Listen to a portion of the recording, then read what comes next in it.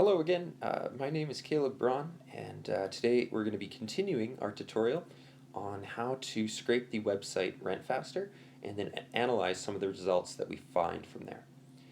So far we have gone through, we've scraped RentFaster and Wikipedia, we've combined the information from them, and then we've cleaned up some of the types of the data.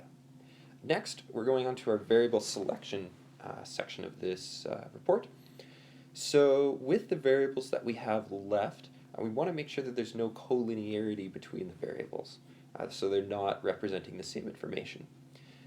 So I'm just going to select some of the variables here, and then I've created a while loop here to just select variables that are below a certain threshold of collinearity. This uses a function called VIF, which stands for variance inflation factor. And I'll just walk you through it here. So basically it creates a linear model, price predicted by everything, and then it calculates the VIF of it, and then it looks at, okay, what is the variable with the most collinearity in this model? Does that variable have a collinearity measure above 2? If it does, we're going to remove it from the model. Now in our group project we had a cutoff of 10 for variance inflation factor. I didn't use quite variance inflation factor, I used this GVIF to the power of 1 over 2 times the degrees of freedom. You can look into this a little bit more on documentation, but it was recommended to be used for categorical variables by the creator of this variance inflation factor idea. So anyways, we'll just run this while loop. You can see here, so we're going to run it. And now we have our model. Why don't we take a look at it? So there it is. It's got a ton of communities in here, and it actually omits everything else because it's too much. Okay, great. Now we're going to use a process called stepwise regression so that it only selects the variables which are most helpful in adding information to the model. So this line just gets rid of the NAs.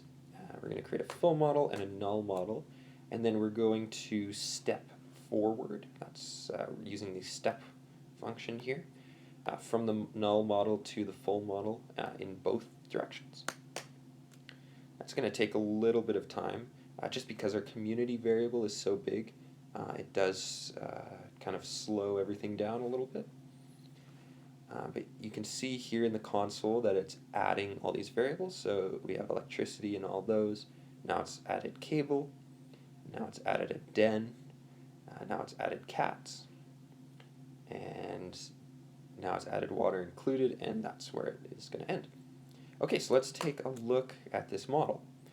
So again, we can't really see anything other than community here because there's so many different communities. But up here we can see, okay, it's included type and baths. So if we look at the number of coefficients, there's 229, which is really a lot for a regression, especially kind of for what we are wanting to do here. We're going to want to come away with some concrete results. That's maybe not exactly what we want to do. So the reason I scraped quadrant is so that we can replace community with quadrant and go from like 200 categorical variables in community to 8 in quadrant. So I'm just going to replace community with quadrant, and then we're going to run the same VIF while loop and the same stepwise regression. And let's take a look at the summary, and there we go. It's a lot more manageable down here, and yeah, in the next video we're going to be looking through this and starting our visualization.